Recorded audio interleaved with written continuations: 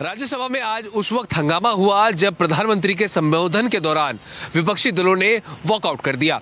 दरअसल विपक्षी सांसदों का यह आरोप है कि नेता विपक्ष राज्यसभा मल्लिकार्जुन खड़गे को बोलने का समय उपराष्ट्रपति जगदीप धनखड़ के द्वारा नहीं दिया गया, जिसकी नाराजगी के चलते विपक्षी सांसदों ने सदन के अंदर से वॉकआउट कर दिया। और उसके बाद मीडिया से बात करते हुए मल्लिकार्जुन खड़गे ने साफ तौर पर कहा कि प्रधानमंत्री कई बातों को लेकर झूठ फैलाने का काम कर रहे हैं और साथ ही साथ संविधान के नियमों का पालन प्रधानमंत्री के द्वारा नहीं किया जाता, ना ही विपक्षी दलों के नेताओं को लोकसभा राज्यसभा में पूरा समय दिया जाता है। तो इस तरह के जो आरोप है लगातार विपक्षी दल केंद्र सरकार पर और खासतौर प्रधानमंत्री के ऊपर लगा रहे हैं। आज उम्मीद थी कि नीट पेपर लीक मामले को लेकर कहीं ना कहीं विपक्ष और सरकार के बीच में एक हेल्दी आर्गुमेंट या एक डिस्कशन हो सकता है, लेकिन जब प्रधानमंत्री का संबोधन शुरू हुआ तो उसके कुछ ही देर बाद विपक्षी सांसदों ने वहां से वॉकआउट कर दिया। हालांकि विशेष सत्र का आज आखिरी दिन है, तो जो लोकसभा पहले से ही अनिश्चितकाल के लिए स्थगित है, प्रधानमंत्री के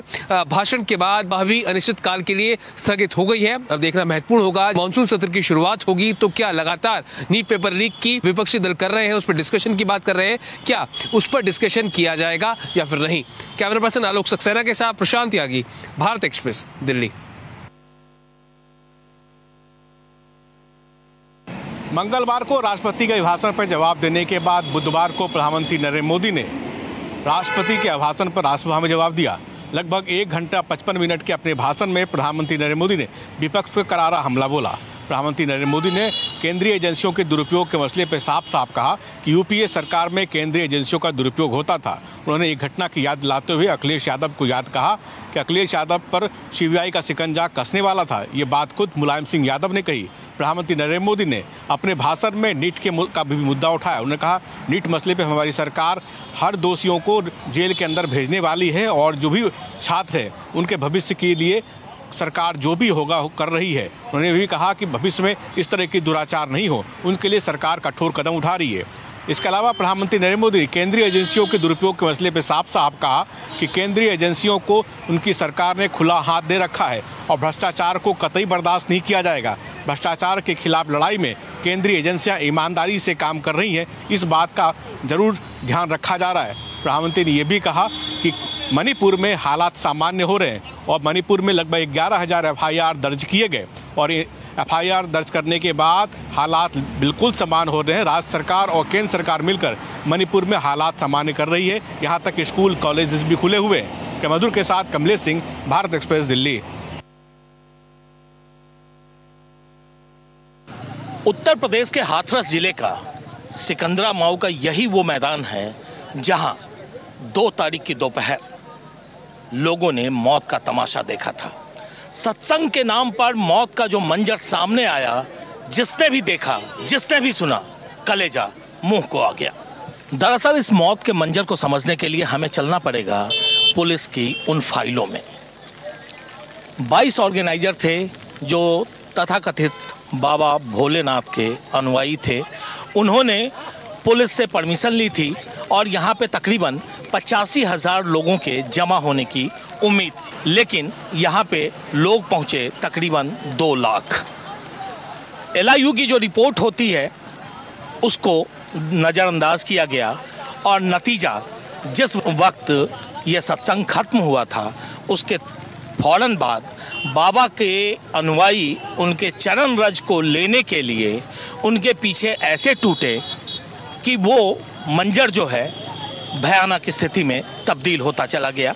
121 लोग जो सरकारी आंकड़ा है उनकी मौत हो चुकी है और 121 लोगों के मौत पे पुलिस ने जो पर्चा दाखिल किया है उसमें सिर्फ एक व्यक्ति को, जो बाबा का सेवादार है, उसे आरोपी बनाया है। बाकी जो ऑर्गेनाइजर हैं उन्हें अज्ञात में रखा गया है। यानी कि और बाबा कहां हैं वो अभी तक किसी को नहीं मालूम है या पुलिस को मालूम है और पुलिस बताने को तैयार नहीं है। जाहिर है सवाल आस्था का है और आस्था जब हावी होती है तो प्रशासन कहीं ना कहीं घुटने टेकती नजर आती है। कैमरामैन धर्मेंद्र के साथ मुकुंद शाही, हाथरस।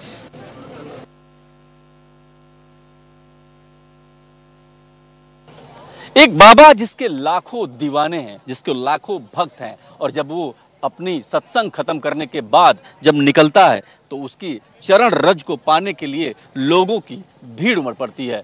और यही वजह रहा कि जैसे ही लोग गाड़ी की तरफ बढ़े बाबा के रज को हासिल करने के लिए, हादसा होता है और उस हादसे में लगभग 121 से अधिक लोगों की मौत हो जाती है। लेकिन सवाल यही कि इस मौत का जिम्मेदार कौन है? सवाल ये भी है कि प्रशासन की जिम्मेदारी क्या थी? सवाल ये भी कि जो आयोजक थे उन्होंने पर्याप्त सुरक्षा क्यों नहीं रखा? सवाल ये भी है कि आखिर 2 लाख लोगों को प्रशासन की आंखें देख क्यों नहीं पाई? क्यों नहीं ये अंदेशा जताया गया कि इस भारी भीड़ को इस कार्यक्रम में नहीं किया जा सकता है? इन सारे सवालों के बीच सवाल उठ रहे हैं, विपक्ष भी सरकार को घेर रहा है, लेकिन इस घेराबंदी में चली गई है 121 से अधिक लोगों की जान और जिनके घर में पसर गया है मातम, जिनके घर में अब कोई दीपक नहीं जल रहा है, जिनके लोग बहुत परेशान हैं। इस परेशानी के बीच सबब यह कि क्या कोई सीखेगा इस घटना से, कोई सबक लेगा? शायद नहीं, क्योंकि हिंदुस्तान की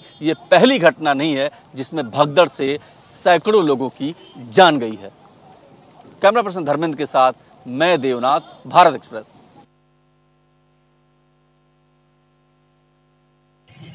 अयोध्या में आज बिहार के उप मुख्यमंत्री सम्राट चौधरी ने अपने केश यहां दान किए। सम्राट चौधरी ने कसम खाई थी कि जब इंडिया गठबंधन में मुख्यमंत्री नीतीश कुमार मुख्यमंत्री बने तो उनको हटाने की ये शपथ खाई थी, जो उनकी पूरी हुई। हालांकि ये शपथ बहुत पहले ही पूरी हो गई थी जब नीतीश कुमार एनडीए सरकार में मुख्यमंत्री बने, लेकिन सम्राट चौधरी के पास समय नहीं था, जिसके वजह से वो यहाँ अयोध्या नहीं आ पाए। आज सम्राट चौधरी अयोध्या आए, सबसे पहले सरयू स्नान किया। सरयू स्नान से पहले अपने केश दान किए, मुंडन कराया। मुंडन कराने के बाद सरयू स्नान करके पैदल ही अयोध्या के गलियों में घूमे, हनुमान जी सरकार के यहाँ गए, हनुमानगढ़ी का दर्शन किया, राम जन्मभूमि का दर्शन किया और उसके बाद मीडिया से भी मुलाकात की। मनमीत गुप्ता, भारत एक्सप्रेस, अयोध्या। बिहार के उप मुख्यमंत्री सम्राट चौधरी ने अयोध्या जाकर अपनी पगड़ी उतारी और सरजू में स्नान किया। इसको लेकर आरजेडी हमलावर हो गई। आरजेडी के मुख्य प्रवक्ता शक्ति यादव ने सम्राट चौधरी पर कई तरह से हमले किए हैं। उन्होंने उनके वचन और प्रतिज्ञा को याद दिलाते हुए साफ तौर पे कहा कि सरजू में स्नान करने का मतलब है रघुकुल रीत सदा चली जाए, प्राण जाए पर वचन न जाए वाली नदी में स्नान करके नदी को अपमान किया है सम्राट चौधरी ने। उन्होंने कहा कि जिस वचन के साथ उन्होंने पगड़ी पहनी थी उस वचन को उन्होंने नहीं निभाया और सरजू में स्नान किया। इसके अलावा शक्ति यादव ने सम्राट चौधरी पर हमला करते हुए साफ तौर पे कहा कि जब उनके माताजी का निधन हुआ था तब उन्होंने मुंडन नहीं कराया था और ये हवाला दिया था कि वो प्रतिज्ञाबद्ध हैं। ऐसी स्थिति में बिना प्रतिज्ञा पूरा किए हुए सरजू में स्नान करके मुंडन करा के जिस अंदाज में सम्राट चौधरी सामने आए, इसको लेकर आरजेडी ने कई तरह से हमले किए हैं। आरजेडी नेता शक्ति यादव ने साफ तौर पे कहा है कि अपनी प्रतिज्ञा तोड़कर जनता के बीच सम्राट चौधरी कैसे मुंह दिखाएंगे, क्योंकि जिस अंदाज में उन्होंने प्रतिज्ञा की थी ना तो प्रतिज्ञा पूरी हुई और ना ही अपने माताजी के श्राद्ध में मुंडन कराया। कुल मिला के आरजेडी के इस तीखे हमले का जवाब बीजेपी दे रही है और बीजेपी ने भी साफ तौर पे कहा है कि सम्राट चौधरी नीतीश कुमार को एनडीए घटक में लाने की प्रतिज्ञा किया था और उन्होंने अपनी प्रतिज्ञा पूरा कर अयोध्या जाकर मुंडन कराया है। सहयोगी कैमरामैन राकेश के साथ भारत एक्सप्रेस के लिए पटना से आशुतोष कुमार। आज मध्य प्रदेश विधानसभा में मोहन यादव सरकार का पहला बजट वित्त मंत्री उप मुख्यमंत्री जगदीश देवड़ा ने पेश किया। 3,65,000 करोड़ से ज़्यादा का ये बजट। इसमें खास बात है कि कोई नया कर नहीं लगाया गया है, इसके साथ साथ कोई योजना बंद नहीं की जाएगी। मुख्यमंत्री मोहन यादव ने कहा कि पूंजीगत निवेश को बढ़ावा देना है। इस बजट के द्वारा इंफ्रास्ट्रक्चर पर इस बजट में खास जोर दिया गया है। युवाओं के लिए सबसे बड़ा एक सौगात इस बजट में अगर देखें तो जो व्यावसायिक परीक्षा होती है यूपीएससी या एमपीएससी की, उस परीक्षाओं का अब जो शुल्क राशि होगी वो अब सरकार भरेगी। कोई योजना बंद नहीं की गई है इस सरकार में। सभी विभागों की जो मांग थी, मुख्यमंत्री मोहन यादव ने बताया कि विभागों की जो मांग थी उससे ज़्यादा ये बजट दिया गया है। सरकार का लक्ष्य है कि अगले 5 साल में इस बजट को 2 गुना कर दिया जाएगा। इसीलिए पहला ये बजट जो है वो 16% ज़्यादा का रखा गया है। चिकित्सा, शिक्षा, पर्यटन सहित सभी विभागों को राशि देने का प्रयास किया गया है। ज़्यादा से ज़्यादा राशि इसमें दी जाएगी। और अगर देखें तो इस बजट में ये बताया गया है कि कहीं ना कहीं प्रति व्यक्ति आय भी बढ़ी है। कैमरामैन मनीष के साथ भारत एक्सप्रेस के लिए भोपाल से अजय भटनागर।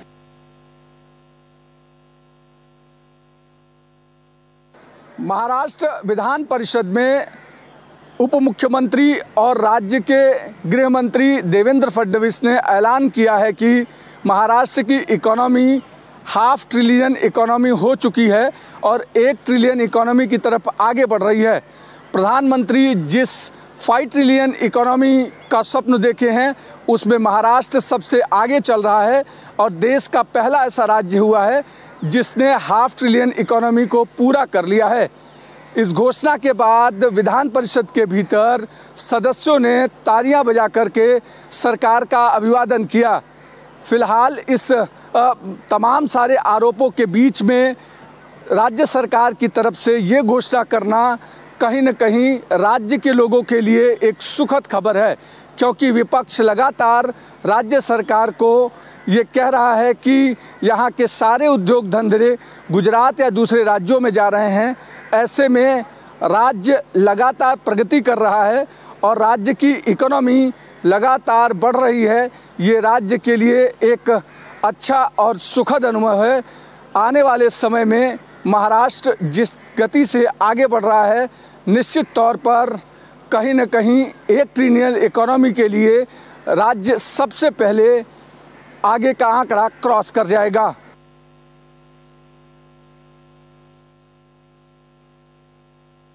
उत्तर प्रदेश के हाथरस में हुई भगदड़ में अब तक 121 लोगों की मौत हो चुकी है। इस मामले को लेकर सुप्रीम कोर्ट में एक याचिका दायर की गई है। यह याचिका सुप्रीम कोर्ट के वकील विशाल तिवारी के ओर से दायर की गई है और याचिका में कहा गया है कि सुप्रीम कोर्ट 5 सदस्यीय एक एसआईटी का गठन करे और वह एसआईटी सुप्रीम कोर्ट की निगरानी में मामले की जांच करे।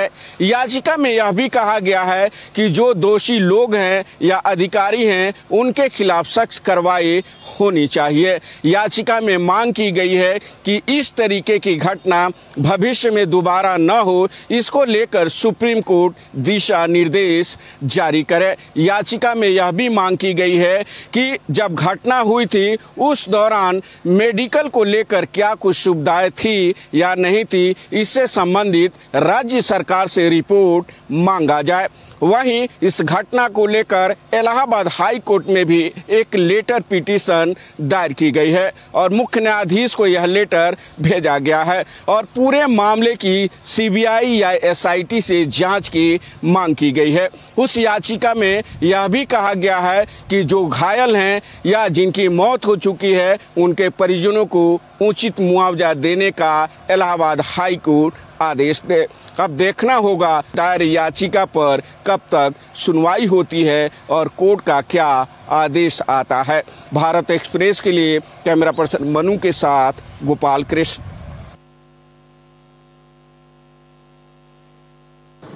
जन सुराज पार्टी के सूत्रधार और चुनावी रणनीतिकार प्रशांत किशोर ने बिहार से बीजेपी को आउट करने का एक नया फॉर्मूला बताया है। जी हाँ, बिहार के सुपौल जिले में प्रशांत किशोर ने अपने भाषण के दौरान कहा कि देश में जो हिंदू है वो 80% 37% है और 37% 19 के चुनाव में बीजेपी को वोट मिला था और 36% इस समय 2024 के लोकसभा चुनाव में वोट मिला था। तो बाकी जो बचे हैं हिंदू वो कौन है जो बीजेपी को वोट नहीं करते हैं?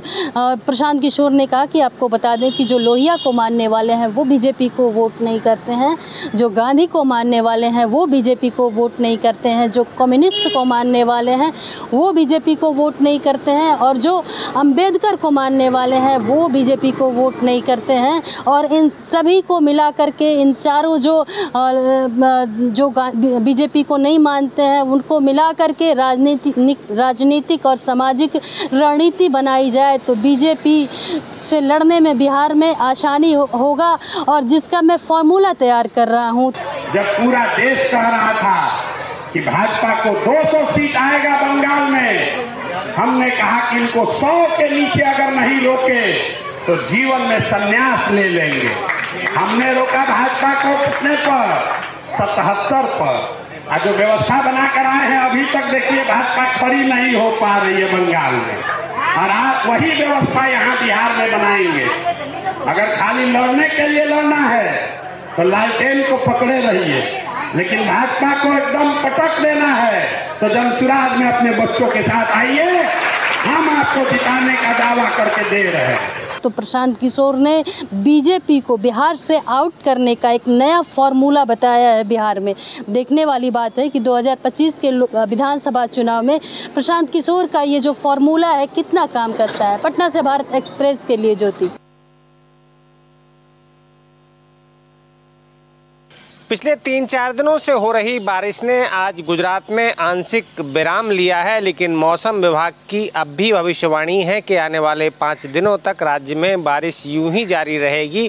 सौराष्ट्र, दक्षिण गुजरात, बनासकांठा में बारिश ने जमकर तबाही मचाई है। जूनागढ़ जिले में कई गांव ऐसे हैं जिनका अब भी संपर्क नहीं हो सका है। कई गांव अभी भी पानी में डूबे हुए हैं। दक्षिण गुजरात में भी कई इलाकों में ऐसे हालात हैं। तो दूसरी तरफ कई जगह पर बिजली के खंभे गिरे हैं और राज्य में करीब 100 से लगाकर 150 तक छोटे मोटे मार्ग बंद हैं। जूनागढ़ से लेकर पोरबंदर तक का जो जोड़ने वाला मार्ग है उसको बंद किया गया था। और दूसरी तरफ बनासकांठा के लाखानी तहसील में भी कल 12 इंच तक बारिश रिकॉर्ड की गई। यहाँ पूरा जो शहर है समंदर में तब्दील हो गया था और अभी भी हालात हर जगह पर बारिश के कारण लोगों के लिए परेशानी के बने हुए हैं और मौसम विभाग आने वाले समय में अभी भी बारिश की चेतावनी जारी कर रहा है। अहमदाबाद में कैमरा पर्सन संजय कोष्टी के साथ अरविंद शर्मा, भारत एक्सप्रेस। वाराणसी में जहां मानसून की वजह से लोगों को गर्मी से राहत मिली है, वहीं एक बड़ी संख्या में लोगों को यहां पर अब चिंता भी हो रही है, क्योंकि पुराना शहर होने के कारण वाराणसी में बड़ी संख्या में जर्जर भवन हैं जिसमें लोग अभी भी निवास कर रहे हैं। ऐसे में मानसूनी बारिश ने उनके लिए खतरे का संकेत दे दिया है कि मानसून में कभी भी कोई बड़ा हादसा हो सकता है। लेकिन ये लोग अभी भी जर्जर भवनों में ही रुके हुए हैं और प्रशासनिक स्तर पर भी इन जर्जर भवनों के जीर्ण शीर्ण अवस्था को ठीक करने के लिए कोई कार्रवाई नहीं की जा रही है। बताया जा रहा है कि वाराणसी के पुराने मोहल्लों में करीब सैकड़ों मकान ऐसे हैं जो लगातार क्षतिग्रस्त हैं और उनकी अवस्था खराब होती जा रही है। मानसून में इनमें गिरने का खतरा रहता है और इसके बावजूद नगर निगम प्रशासन इन मकानों पर कोई कार्रवाई नहीं कर रहा है, जिसकी वजह से इसी मकान में अभी भी कई परिवार निवास कर रहे हैं। और अगर बात की जाए नगर निगम प्रशासन की ओर से तो जर्जर भवनों के चिन्हीकरण की कार्रवाई काफ़ी मंद है और नगर निगम की फाइलों में जो जर्जर भवनों का आंकड़ा है वो बेहद चौंकाने वाला है। इस पुराने शहर में इसकी संख्या करीब 1 दर्जन के आसपास बताई जा रही है, जिसकी अवस्था नगर निगम ने जीर्ण शीर्ण घोषित कर रखी है। लेकिन इसके बावजूद वाराणसी में बड़ी संख्या में जीर्ण शीर्ण अवस्था में भवन है जिसमें लोग निवास कर रहे हैं। उनके पास दूसरा कोई विकल्प नहीं है रहने का। ऐसे में वो लोग अभी भी अपनी जान को खतरे में डालकर इन्हीं जीर्ण शीर्ण भवनों में रह रहे हैं। तो वाराणसी में कहा जा सकता है कि सैकड़ों परिवार ऐसे हैं जो अपनी जान को जोखिम में डालकर जर्जर भवनों में निवास कर रहे हैं, लेकिन प्रशासन की ओर से इनको लेकर कोई संजीदगी नहीं बरती जा रही है। ना तो प्रशासन इनको कहीं और शिफ्ट करा रहा है और ना ही जीर्ण शीर्ण भवनों को दुरुस्त कराने की कोई कार्रवाई कर रहा है। तो ऐसे में अब अगर कोई हादसा होता है तो उसके लिए जिम्मेदार कौन होगा। वाराणसी से सौरभ अग्रवाल, भारत एक्सप्रेस।